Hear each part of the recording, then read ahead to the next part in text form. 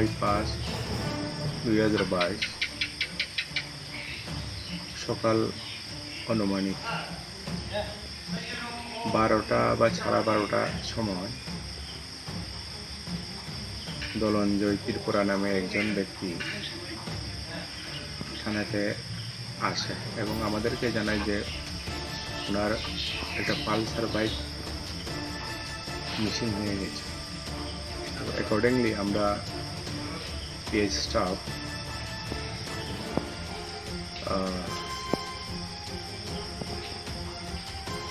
Verify করার জন্য বাহির হয় এবং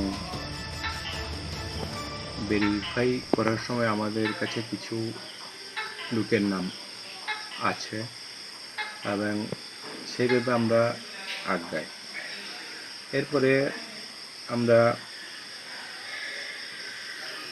ঘটনা প্রপার ভেরিফিকেশন করার পর জানতে পারি যে খড়বুক থানার আন্ডারে 2 জন লোক নাকি এই ঘটনার সঙ্গে জড়িত। অ্যাকর্ডিংলি আমরা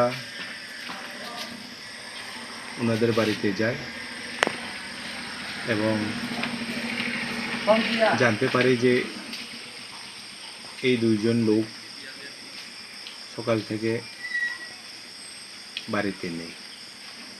তারপর আমাদের সাসপেক্টেড আরও বেড়ে যায়। তো আমরা সেই মোতাবেক বিভিন্ন জায়গাতে সার্চ করি এবং আজকে বাইক ওনার দোলঞ্জয় ত্রিপুরা আমাদের খড়বুক থানাতে এসে একটা কমপ্লেন করি।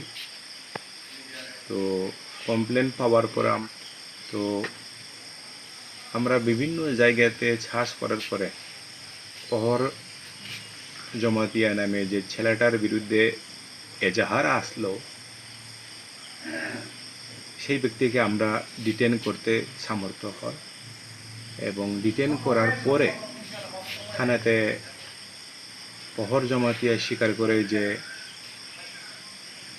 হে আর অশোক তারা 2 জন মিলে বাইকটা চুরি করে প্রথমে রসাবাড়ি এবং পরে গন্ডাছড়াতে গিয়ে বিক্রি করে দেয়। তো এরপর আমরা কেস রেজিস্ট্রেশন করার পর আমরা গন্ডাছড়াতে যাই বহরকে নিয়ে। Accordingly as per the leading of discovery পহরের কথা মতো আমরা রসাবাড়ি টু গন্ডাছড়া একটা রাস্তা মাঝখান দিয়ে যে গ্রামে কিছু চাকমা সম্প্রদায়ের লোক আছে সেখানে যাই এবং সেই চুরি যাওয়া বাইকটিকে রিকভারি করি। রিকভার করার পরে আমরা বাইকটিকে নিয়ে আফটার ফর্মালিটিস অল অবজারভেশন থানাতে নিয়ে আসি। এরপর আমরা যে একজন যে পলাতক আসামি অশোক দেববর্মা নামে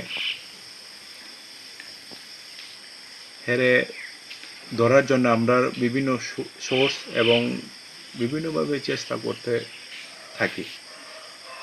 অ্যাকর্ডিংলি আমার কাছে খবর আসে যে সেই ব্যক্তি এক জায়গাতে লুকিয়ে আছে এবং সেই মোতাবেক আমরা সেখানে যাই এবং অশোককেও আমরা আটকাতে সামর্থ্য হয়।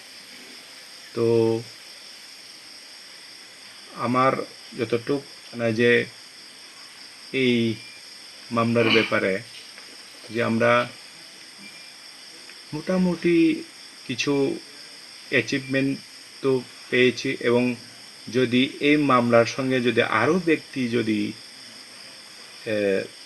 ইনভলভ থাকে তাদেরকেও আমরা ভবিষ্যতে মানে নিশ্চিত করবে, এনশিওর করবে এবং তাদেরকে আটকাবো। এটাই আমাদের ইনভেস্টিগেশনের যে প্রথম ইনিশিয়েটের মাধ্যমে আমরা